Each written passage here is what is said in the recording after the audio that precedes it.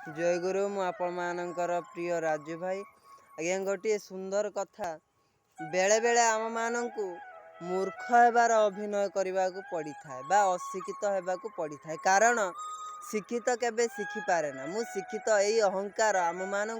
केबे भी शिखा दिएनि किंतु मूर्ख सर्वदा शिक्षा पाई पार आज्ञा एठार मूर्ख किए आ शिक्षित किए ना मूर्ख हेउची शिक्षित आ शिक्षित हेउची मूर्ख आज्ञा खराब लगे क्षमा करेंगे कारण शिक्षित केबे शिखी पारे ना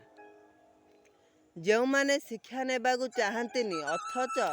सबुबले शिक्षा देबाकू चाहती से माने प्रकृत शिक्षार अधिकारी नुहंती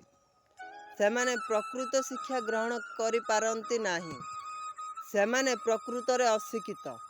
किंतु जो माने सर्वदा चाहती मु जेते शिखिले भी जेते पढ़िले भी आहुरी शिक्षा आवश्यक से माने प्रकृत रे शिक्षित से माने प्रकृत रे समस्त शिक्षार अधिकारी आपण माने निहाती जानिथे जे प्राय पोखरी नई मानकरे जेते सबू छोट छोट माछ अछंती फक फक करे ऊपर को दृश्यमान करुथुबे एवं जो माने बड़ माछ अछंती से माने पंक तले लुचिकी थिबे ठीक सही परी प्रकृत ज्ञानी बा प्रकृत रे जी शिक्षार अधिकारी से सर्वदा लुचि रही पंक तले से दृश्यमान करू नथिबो किंतु सठिक समय आसिले से निजकू